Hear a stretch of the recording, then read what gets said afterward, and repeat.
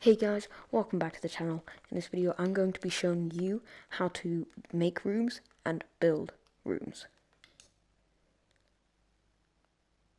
I'm going to be covering everything about the maker pen, which is this thing, and just anything basic about building a room. So, first things first, you're going to want to make a room.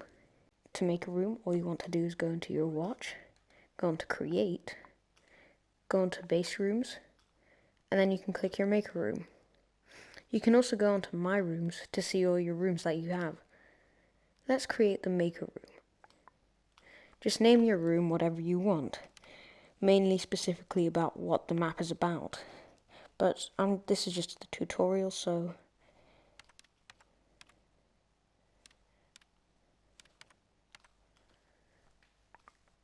I'm just going to call it that.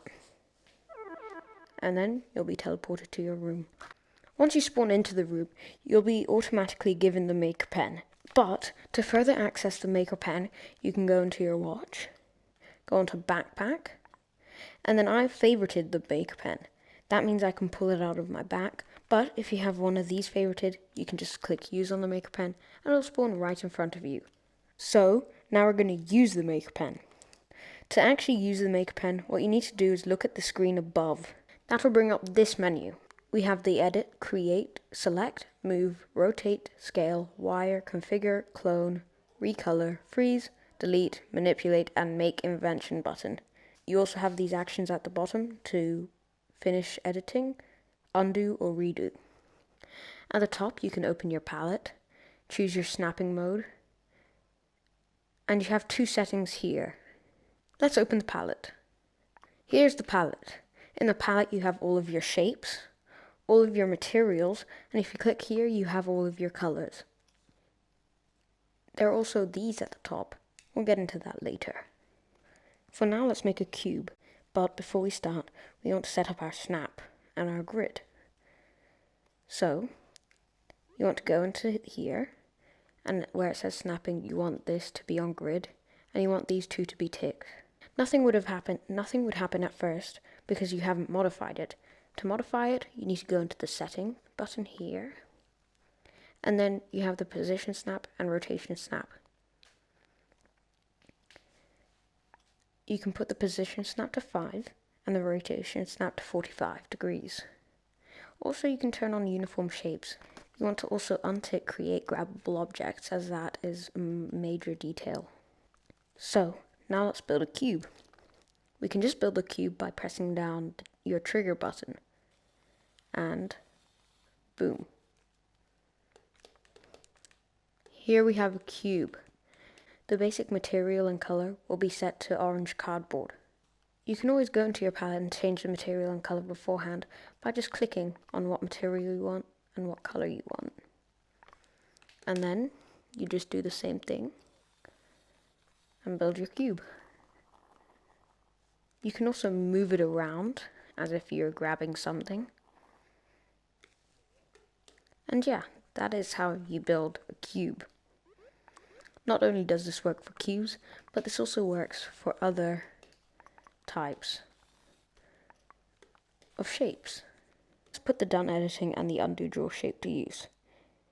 Undo editing, undo draw shape, undo draw shape, undo draw shape, undo draw shape, move, draw, draw. And there we go. That's how to create objects. So, how can we use the rest of these tools? Let's go back in our palette and let's go here to the gadgets place. This is where you can do loads of things, and there are filters over here to filter out what you want. The easiest place to start with gadgets is the gizmos and the other gadgets. The chips are a bit more difficult, so let's start there. Here are all the gizmos: the animation gizmo, clamp, look at, piston, and rotator. I'm going to show you how to use two of these: the animation gizmo and the clamp. I'm doing two because the animation gizmo is different to the rest, but these have the same type of configuration. Let's start with the animation gizmo. Again, like creating a cube, you can just pull on the trigger and then you spawn yourself an animation gizmo. Now this thing won't work alone. It needs something to animate. So let's make a cube. Now, to connect the cube to the animation, what you need to do is use the wire tool. If you click on the wire tool, then you can actually see the configurations, numbers, and everything. So you can hover over things to see what it does. But we want to connect this pin at the top to our cube. And then it'll say object added to animation. Now that your object is in the animation, when you hover over the animation gizmo, it'll also highlight the cube. Do this to make sure that the cube is in your animation. Now, to edit the animation, what you want to do is go into the edit tool, and then hover over this, and click. Now, it doesn't do much, but if you look in here, you have a whole new tab to play with. So, let's start messing around. We want to add a keyframe, and then we have another keyframe, and then we can just move the cube around to however we want it to move.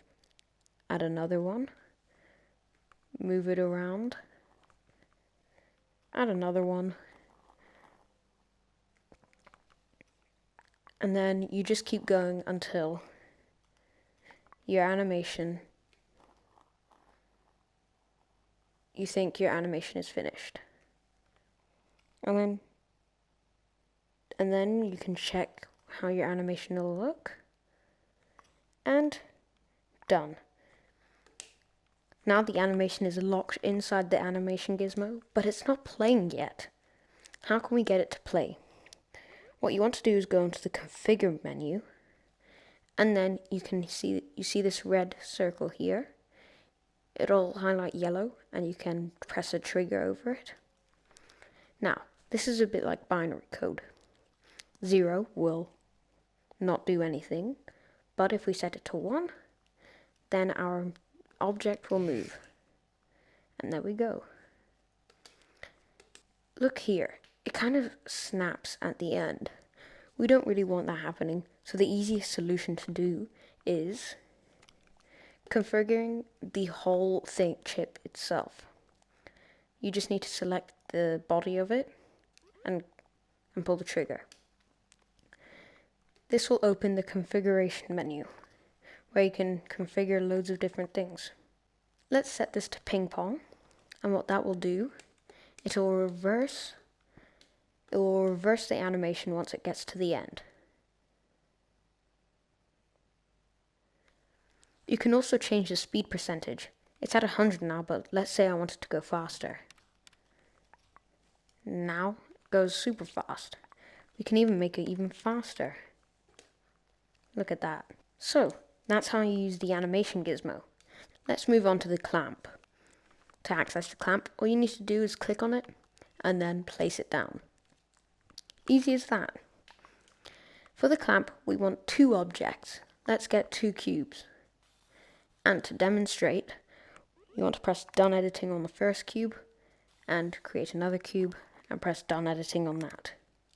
This means that you have 2 different shapes and they're not linked together.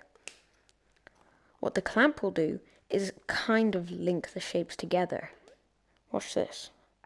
Let's configure one to be grabbable. And since this one is grabbable, what we can do is we can link the body to the grabbable one and the tip to the non-grabbable one. Now, you can see that the one is grabbable and the top one isn't. But what we've done is we've linked these 2 together, and when I do grab the bottom one, the top one moves with it. Now what you can do with this is kind of create a contraption that moves you around. I'm actually not moving using my hand. I'm moving because this thing is pushing me. This can create cars and stuff like that. The rest of the gizmos are similar to the clamp, but if you need some more detail about those, just leave it in the comments below.